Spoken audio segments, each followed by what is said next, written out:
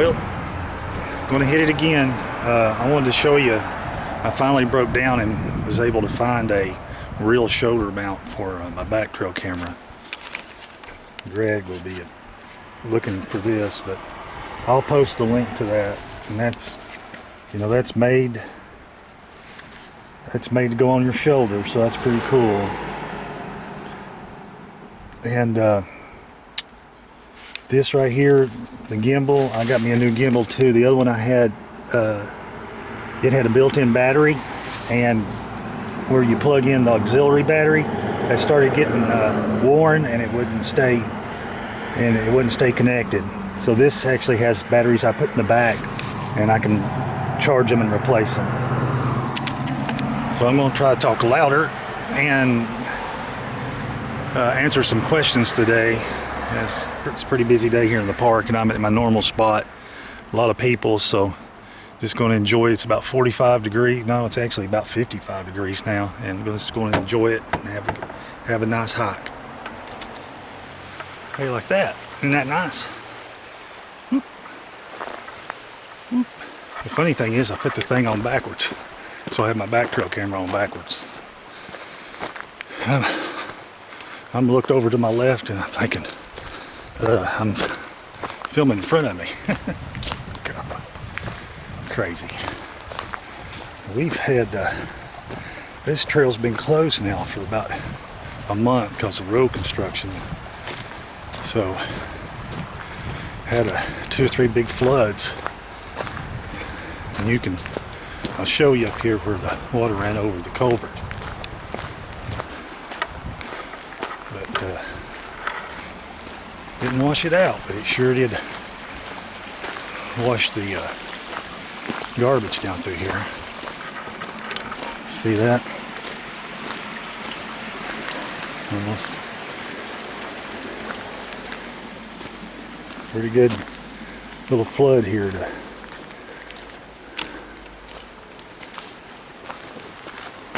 push all that down to the gravel. It used to be like a little muddy place.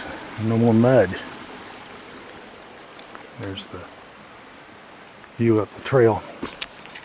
So I got my new back trail camera.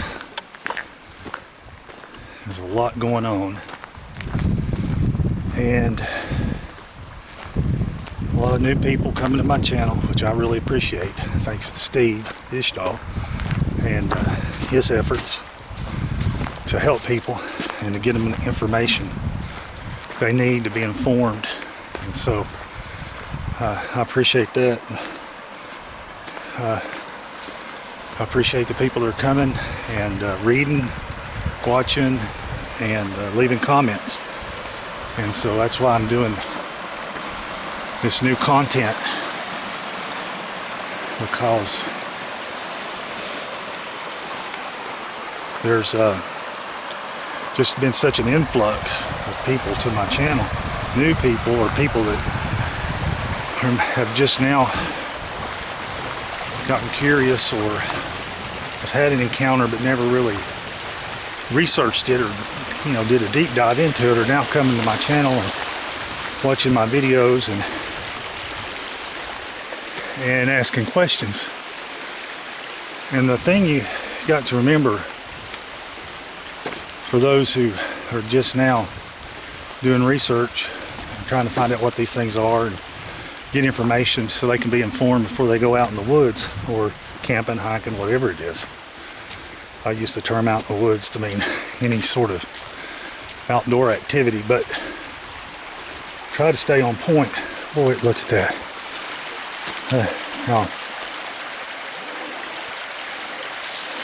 We think those grooves were cut.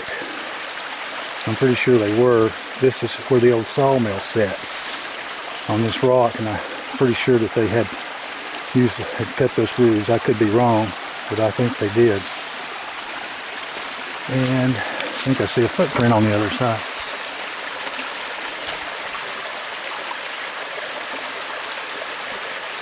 Yeah. Of course, somebody could have walked over there. It's a small footprint. That's interesting, though. Okay, so we had an interlude. So we got everybody's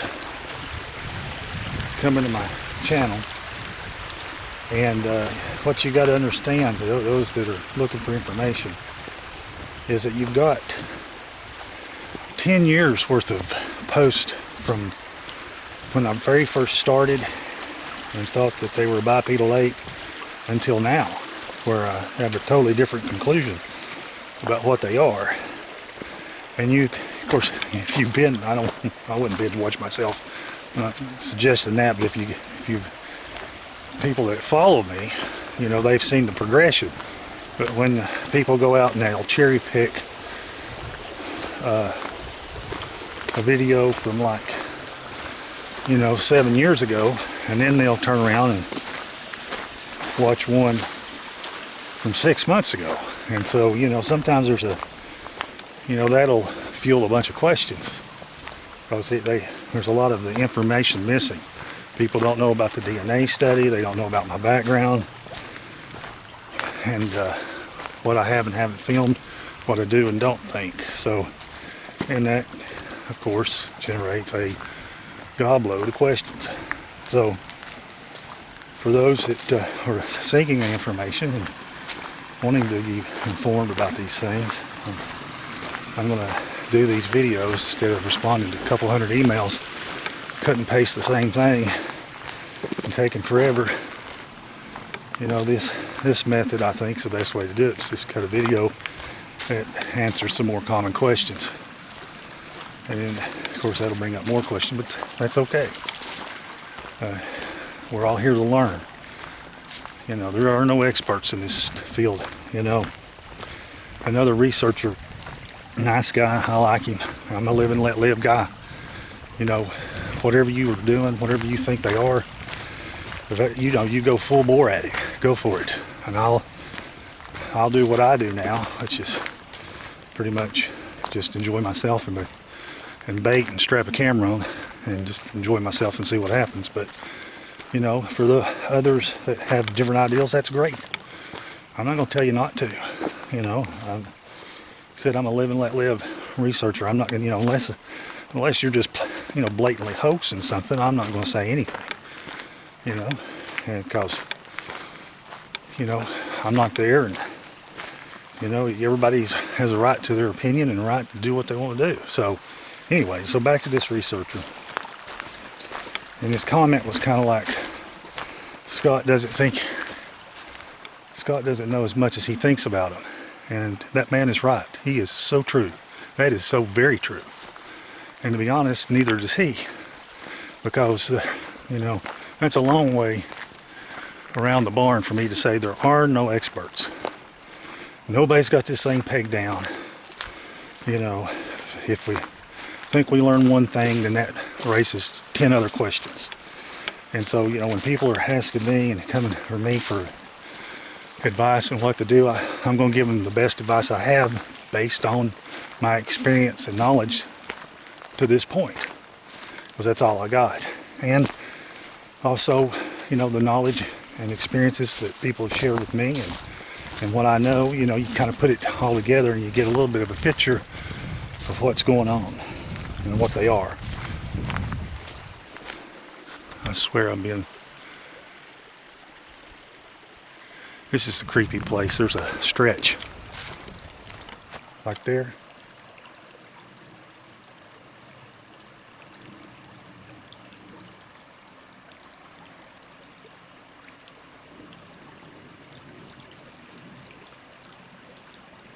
All right, creepy place. There's a stretch right there.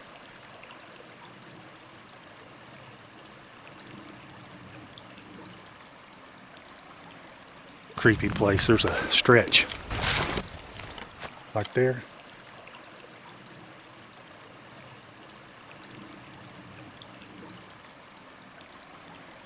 Creepy place. There's a stretch right there.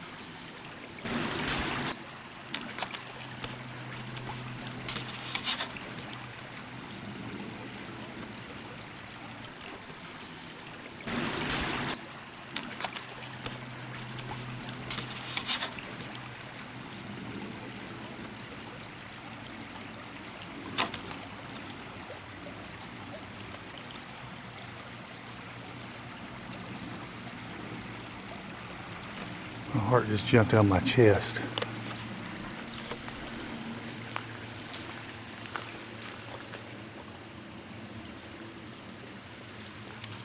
I was getting ready to say this is the creepy place. Hey, like this is where I got zapped. I don't know where it is, what it is. Bear.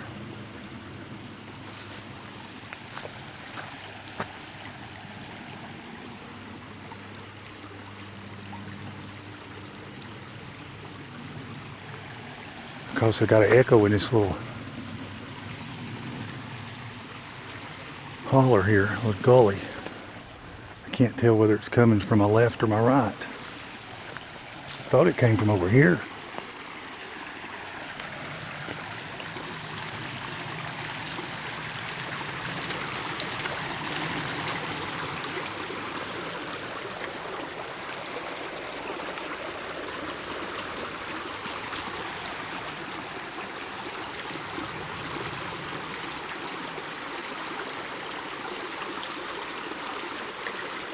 Well, I was getting ready to tell you this is the creepy place, and boom.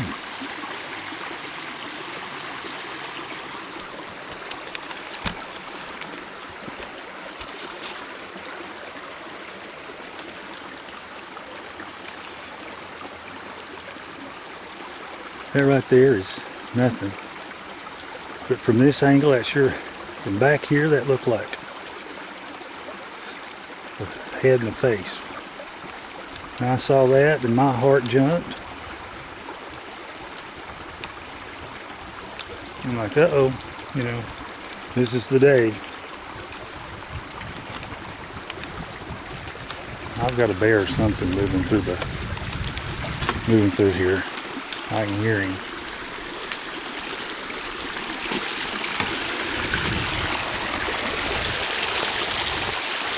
You ain't got a lot of room in here. If something wants to get you, it's got you. And then you got the stream on top of that. You can't hear anything. Whatever it is, I think was over in there, and it could have been a squirrel. I mean, it was just... Funny thing is, and I don't believe there's any such thing as a coincidence, but that was interesting that as soon as I said get ready to say this is the creepy place, all right, on cue, boom. So that's weird. But every time I come out here, something weird, 2 or 3, 4, 5, 10 things weird happen. So anyway, other than there is where there's a lookout set, and this stretch right here is creepy. The sons, everybody I bring up here, you know, they get through here and everybody starts going like, ooh, you know, what's that? What am I hearing? You know. So who knows? Reset my back trail camera. Oh yeah, so after you hear that? This is not funny anymore. Alright, it's good to see you. I'm heading up top. We'll see you up there. I don't know what else to do. They're doing the little limb breaks and snap stuff. So where was I?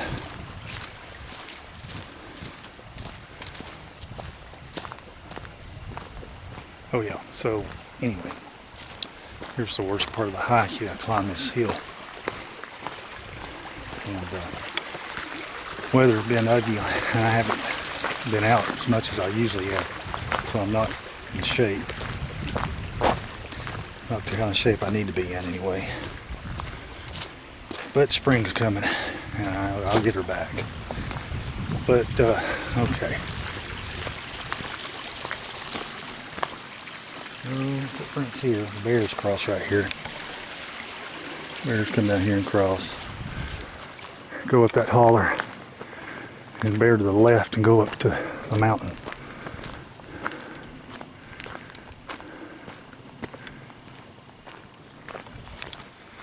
It's getting a little quieter now.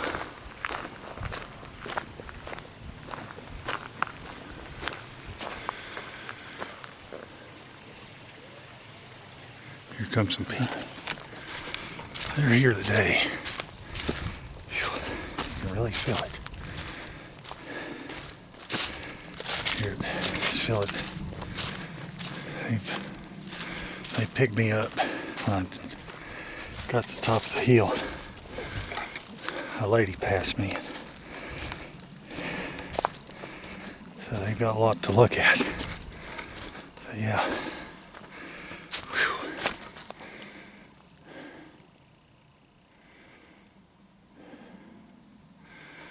For sure, they are. They're here. Really feel it.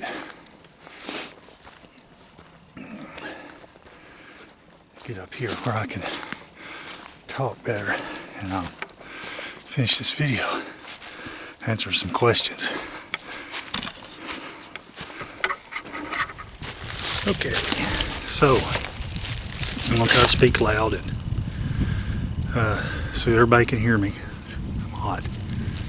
I'm on top of the mountain now, about 2 miles back in. Like I was saying earlier, this trail has just now been opened after being closed for about a month because of road construction. So let's see, I got interrupted by gut feelings and malfunctioning camera equipment. Oh yeah. So I was talking about, the Sasquatch and the fact that you can't observe one behavior or one ability and then paint the rest of them that way. That's just not the way it works. And I was also talking about how they have their own society, they have their own set of morals, they have their own customs, like the American Indian. When the Europeans started coming in, even before that, when others came in, some tribes were friendly, some were neutral, and just kind of, if they'd avoid if all possible, but if they had to interact, they would. And then there were those tribes that, it was, clearly acceptable to kill anybody that wasn't, part of their tribe, and even other American Indians. So, and the decision to take someone out, kill somebody, was more just like another decision. What am I going to eat this morning? There's someone they don't need to be here, I'll kill them. And so there was that type of mentality, and the Sasquatch are the same way. And that's what's hard for people to grasp. There are good ones and there are bad ones, no doubt about it. I think there's more bad ones than there are good ones, and I think because there's a spiritual component, and that component is satanic, they are going to tend towards and be more influenced by evil or dark things. But that's not a blanket statement. That's not 100% of them.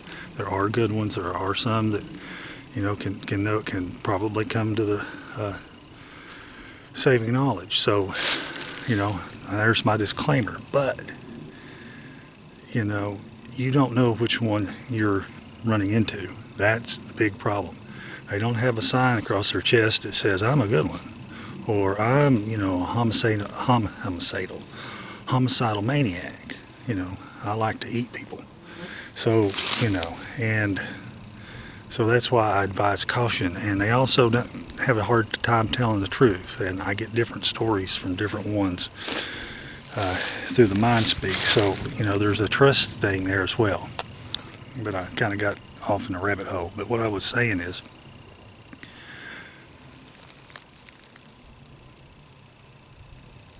I always feel like somebody. So anyway, you can't. You've got to look at these things as they are people, but you've got to grip your head around the fact that they don't think like we think. They are not us. They don't have the same morality. And I've had some people talk, relate encounters to me where the decision was made to kill them, and it was just a decision, just much like, some of them look at us like animals. we're at that level. You know, a squirrel, a deer, a person. And if a squirrel, I'm hungry, I'm going to eat that squirrel, I'm going to kill it. That person's in the wrong place at the wrong time, and I don't want him to know I'm up here, I'm going to kill him.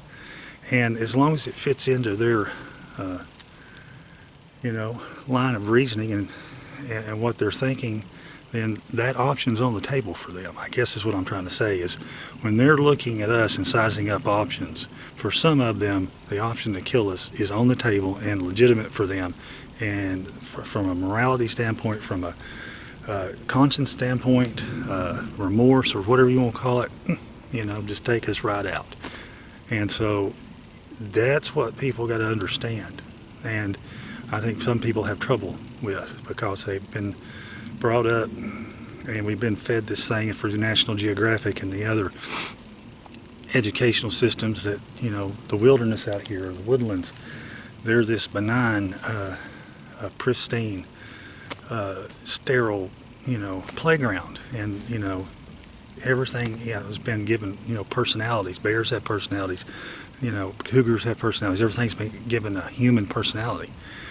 And without the Sasquatch out here, it's dangerous. It's just dangerous. People ask me, well, what am I going to do? I don't know if I can go back out in the woods. Well, unfortunately, that's, the nature of it is that, this world's dangerous. We're not getting out of this place alive. And so you've got to have that mentality to be alert, be aware, be prepared for what's in your area. I mean, there are black bears here and also cougars now. And, I carry the bear spray. Even though I'm walking around, I'm put it in my pocket. I don't want to get ambushed and not have something. Plus, I got knives, and sometimes we're allowed, I have firearms. So, and it's not just, Sasquatch, there's bears, there's wild boar up here, and they're probably the most dangerous because they're the most unpredictable. So, I encourage you to get informed, learn more about where you're going, wherever you're going, and be prepared. And learning about the Sasquatch is another way of being prepared.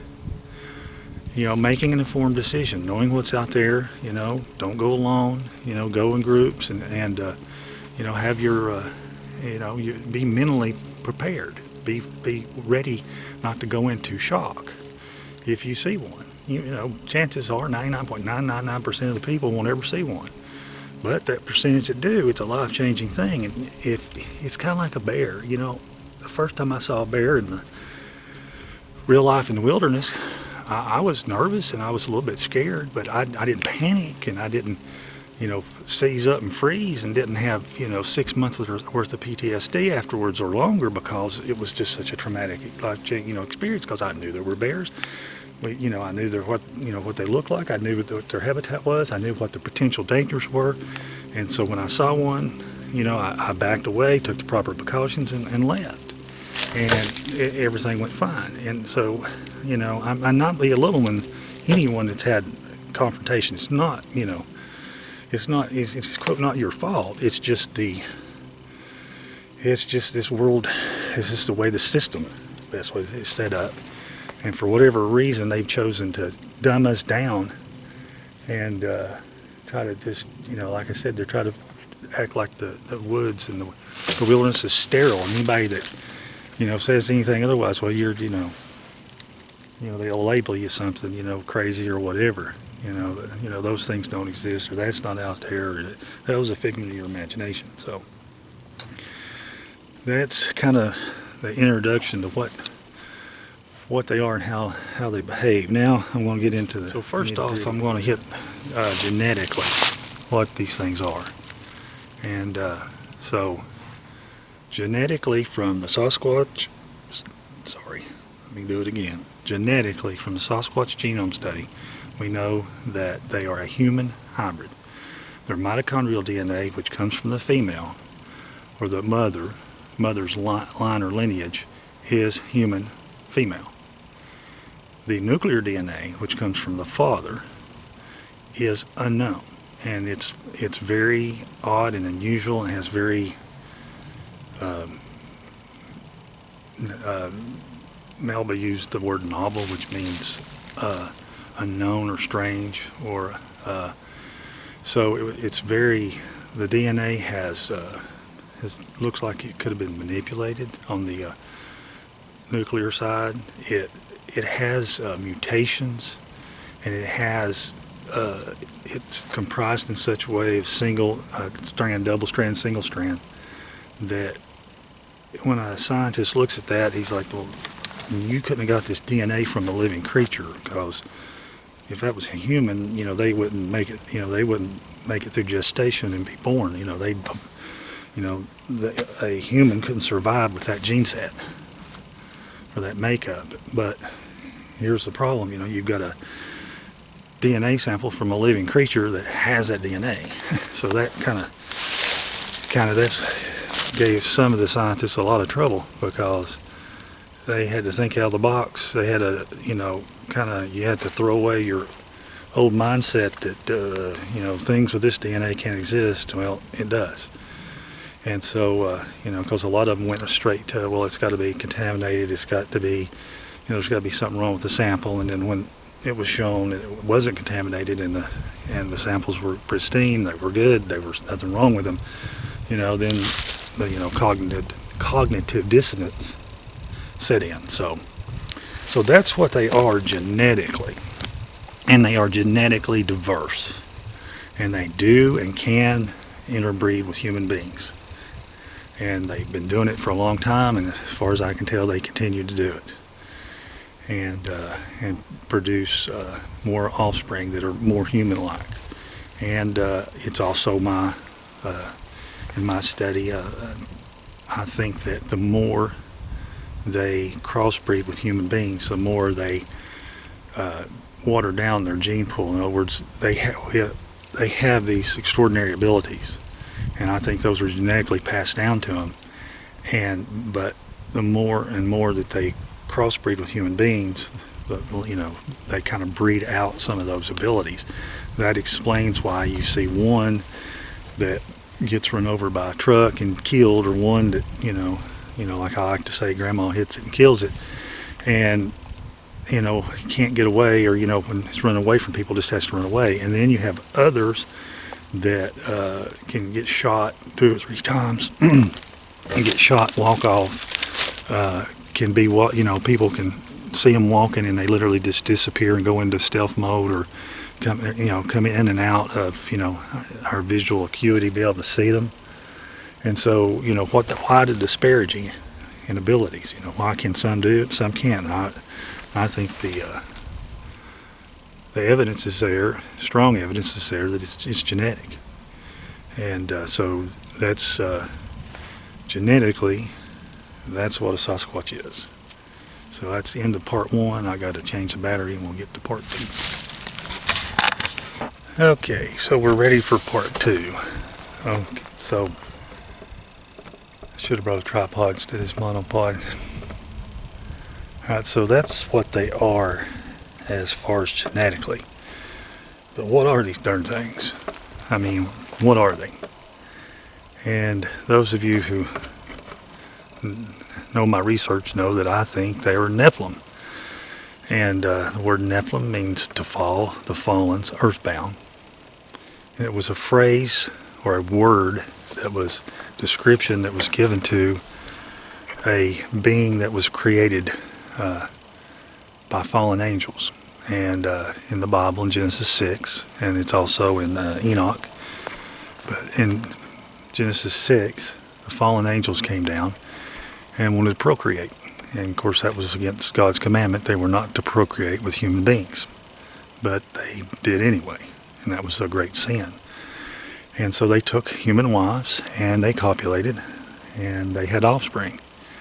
And these offspring were giants. That was one of the genetic things that happened. That they, that's where you got your the Titans and all your Greek and other mythology, that these were half human, half fallen angel. Or for someone who, a fallen angel, an angel has a lot of abilities. And we would call them supernatural. They're just their abilities given to them by God. But, they have a lot of abilities. And, those abilities are described in the Bible, and sometimes it's just demonstrated in the Bible. The ability to make people freeze with fear, the ability to walk through walls, the ability to become invisible, the ability to disable somebody, cause them to fall down in front of you. The ability to shapeshift and to manipulate matter. So, these are the abilities that the angels had. So when they had offspring, some of these abilities were genetically passed to their progeny, their children. And I try to use my big college words, and I can't say them. This was passed along. So that first generation, that was the first generation of Nephilim. Of course, when everybody says, oh, well, they were 60-foot giants, how in the world were they born? Well, they weren't born 60 feet tall. They were born normal size, and they grew at a rapid rate and got that large. And so, and the angels also, the fallen angels also taught the blending of species to man. So man started doing genetic manipulation and crossing humans and animals and all kinds of stuff, and angels mated and had offspring with animals. So that gives you even more craziness that was going on before the flood. And the Bible says, and after, because I don't think the fallen angels, they may not copulate directly with human women anymore, that they still have continued their genetic manipulation program through other means. So, without getting in a Bible lesson, basically, more than I already gave you, the Sasquatch is a Nephilim descendant. It's not first generation, second generation, but after the flood, they came back. Like I said, that's another talk for another day. But basically, when the children of Israel went into the Promised Land, the Nephilim were there. The spies went in and saw them. We were as grasshoppers in their sight, and they were giants. And there was all kinds of different things in the Promised Land: long necks and elongated skulls and things, and lion men, and so these are all forms of Nephilim because they're not human. They're a cross between a human and a fallen angel, or a human and an animal, a chimera. Anything like that kind of goes in that category. So that's what the Sasquatch, in my opinion, based on my research, both in the field, what I've seen with my eyes, recorded, talking to other people, biblically, studying the Bible, and other, non-religious works, I come to the conclusion, based on what I know from this 10 years and my worldview. I'm a Christian. And so, you can't divorce yourself of your worldview. It's just the way it is. So, in my worldview, they are a descendant of the Nephilim, and they have certain angelic abilities that we call off some of this supernatural stuff. And that's what, a lot of the abilities they have, the fallen angels had, or angels have. And so, of course, they're not as powerful, and they don't, but they're, the Native Americans always say that these things are spirit beings. They're both physical and they're both spirit. Well, that describes a Nephilim, because a Nephilim is both a human, but it also, it was genetically mixed with a spirit being. An angel is a spirit being. It lives in the spirit realm. So hence you have a creature, the Sasquatch, who can exist in both realms. And depending on their genetic purity, some have more abilities than others. Some can, some can't. Some can spend more time in the spiritual realm. I call it a realm instead of a dimension. And so that's, that fits right in with what we observe. See, that's the other thing is, science, we got to blah, blah, blah. Well, let's be honest. You base things on what you can observe. And it's repeatable. I get that, but there's other, there's some things that you see and experience that don't fall in that box. But based on what I've observed, based on what I've witnessed, based on what I've recorded, documented, researched, I've seen these things do, and I guess they do these things. They cloak, they come to my house and find where I live in the middle of a neighborhood, which it should be able to do, you would think. How they do that? I've seen them, they do the mind speak thing. They can use infrasound, or they can zap you. All these are kind of angelic things if you look at what the angels did. So, and like I said, they can go in and out of that spiritual realm. Some of them, people, I've had a witness say that they saw one walking and the upper torso was visible and the lower torso was invisible. I've seen one that looked just like I can't even say it's a Sasquatch. I saw something that looked like a predator and saw it really good, and it just freaked me out. And then I've got a video of a Sasquatch. It's in this mode, in my opinion, and it moves a tree, and you can see the outline. It looks like the predator. So, so where did this ability come from? This kind of angelic or, spiritual side to them. And the other thing is, and this is going to make a lot of people upset, and that's all right.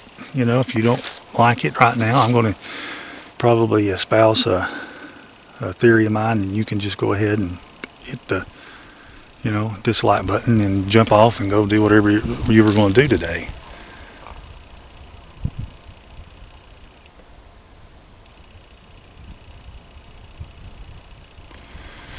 Sorry, something.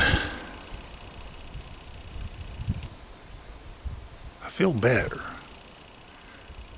It really felt bad. A lot of pressure and a lot of that feeling I get back there. But up here, there's not good to go. But anyway, so where was I? So, yeah.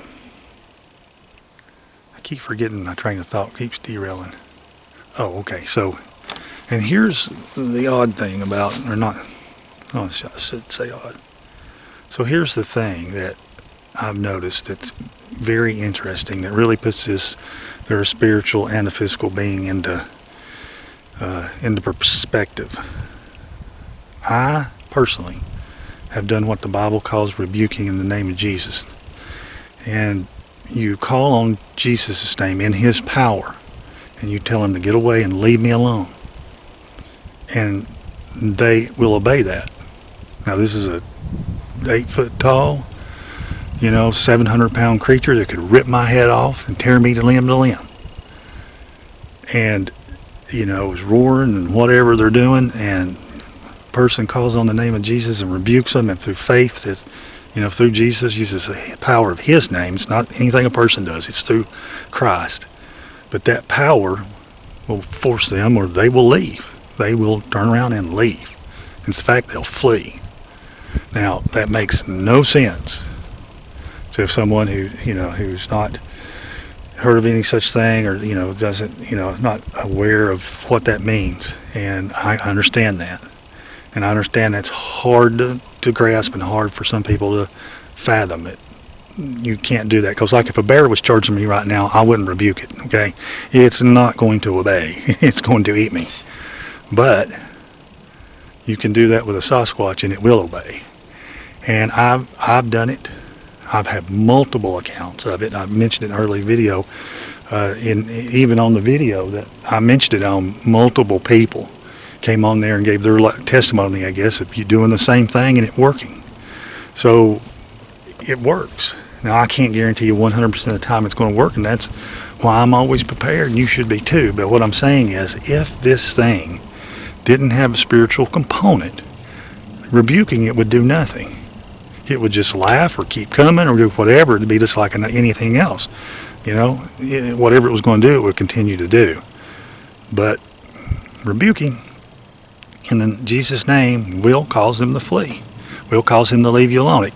They won't come to my property anymore because I went around my property and rebuked them. Now, like I said, there's one person that this has not worked with.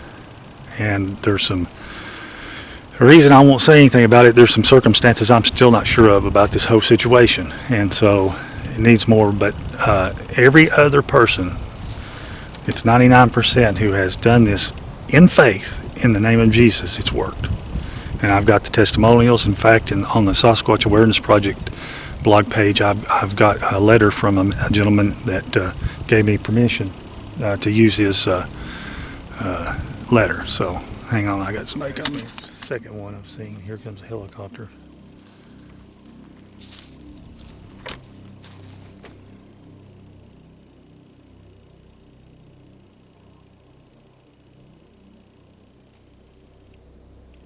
Okay, so where was I? Yeah, so I know this is controversial, and but you know, it's the truth. It's the truth. I can't hide from it. I can't sugarcoat it. If it makes you uncomfortable, it makes you uncomfortable. And I understand if people get uncomfortable and they don't want to. This makes people really uncomfortable. I get it, and I'm just trying to give you the truth. I'm trying to give you what I think and what I know based on my experience. And, you know, nobody's an expert. Nothing's 100%. But this one thing I'm very confident. And so, and it's faith-based. And again, if these things were flesh and blood 100% and just a dumb ape, I'm sorry, but rebuking them in the name of Jesus would not do a thing. And they continue to do whatever they had planned to do to you. So, you know, that is the down and dirty of what I think a Sasquatch is. I guess to sum it all up, genetically it is a human hybrid, human female and an unknown male. It's not even in gem bank. Sometime a few thousand years ago, mated, crossed, which I believe is when the fallen angels procreated with human women. Others will say, well, it was something else. People can even, and if you want to, that's good. If that's not, you know, if you're an atheist or that's too much of a stretch, you can say it. You know, aliens came down and, you know, genetically manipulated, you know, crossbred with a human woman, and blah. There we have a Sasquatch, or they took something that was already here, whatever it was, and crossed it with a human woman and got a Sasquatch. That's plausible, and if that's your worldview, good. I'm not here to force my worldview on you, but so I keep chasing the rabbit. So let's get down to the brass tacks. The Sasquatch is a human hybrid, and the mother was human. The father is unknown. Is strange and unknown. It is a spiritual and a physical being, depending on how purebred they are, how genetically pure they are. Some have abilities that others don't. Some have more supernatural, if that's what you want to say, abilities than others. It's all based on their genetics and how purebred they are. But they are both a physical and a spiritual being. They have a different mindset than us. They have a different culture than us. They have a different morality than us. They don't think like we do. They don't want to communicate with us on 90% of the time, 99% of the time. They don't want to communicate with us. It's very important to them.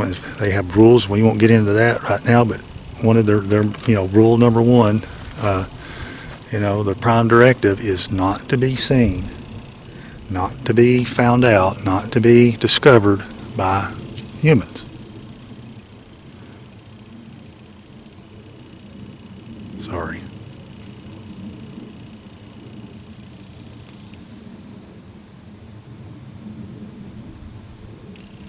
I've either got a bear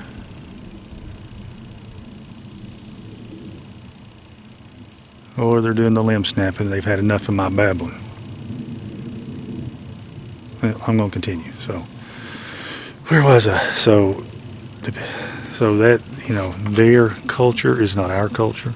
They do not want to interact with us, and those that do interact, it's usually women and children, and it's usually in a manner that only we know they're interacting with us. It's almost like they're being watched, and they're having to hide their interaction with us.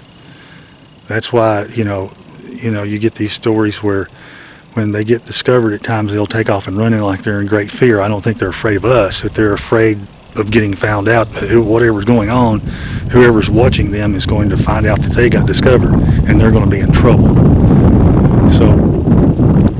So they conduct themselves that way.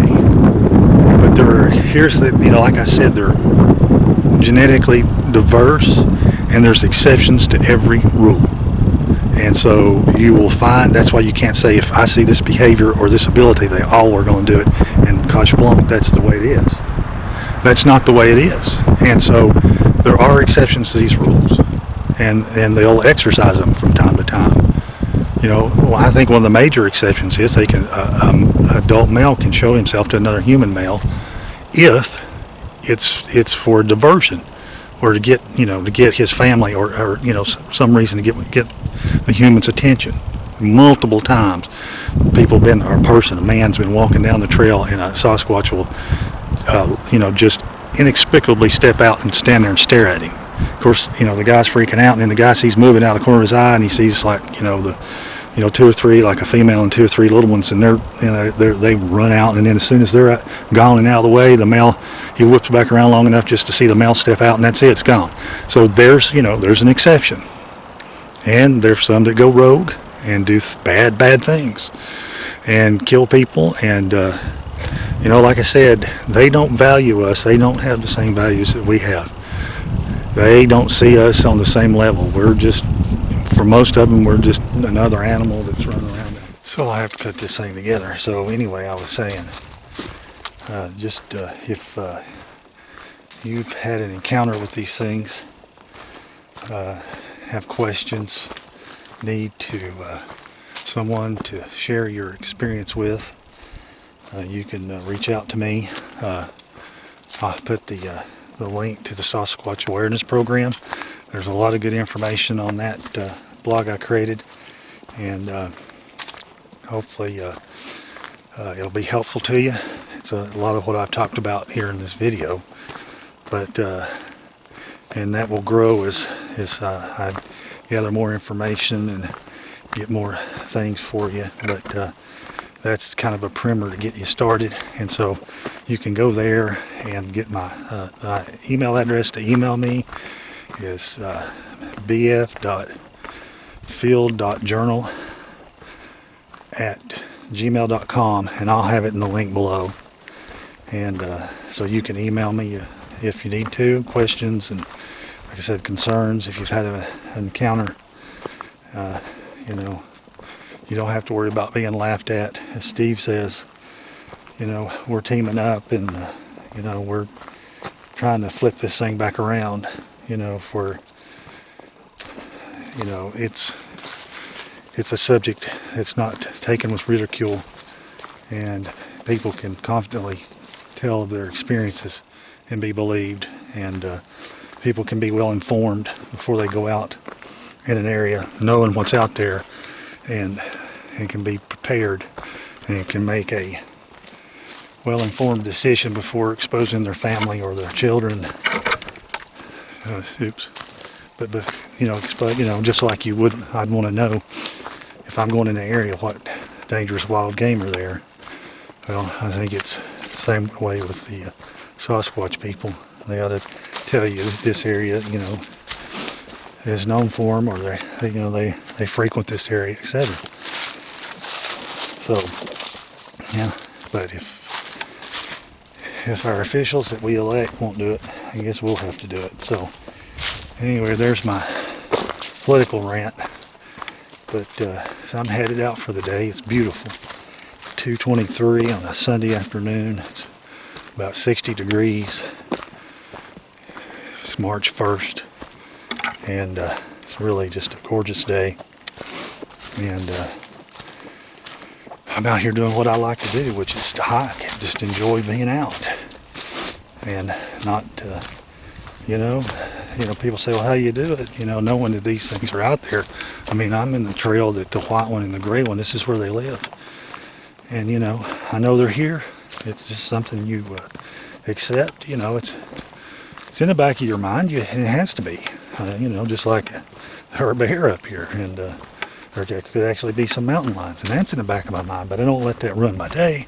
I have faith, and the Lord's going to watch over me, and, you know, end of the day, it's, you know, this is what I love to do, and I'm not going to let something like the fear of a Sasquatch or the fear of a bear attack or anything, you know, keep me from doing what I love to do.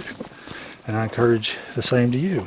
There's, you know, it's always acceptable risk. It's all about that. It's all about evaluating the situation and making a well-informed decision about whether, you know, being well prepared and emotionally prepared, mentally prepared, and ready to whatever's, you know, you come across, you can be reasonably prepared to deal with it. And that's all you can do. You gotta live a life. You can't hide from it. And you can't run from it. So, those who do are miserable people. So I choose not to run or hide and hit her head home. And so, there's a snake. Anyway, I've rambled on long enough. It took me 3 days to cut this all together. But anyway, if you need help, Sasquatch Awareness Project blog page, web page, and it'll be in the links down in the comment section. And for now, I'm just going to enjoy my hike out, and you guys be safe out there. God bless you, and I'll talk to you later.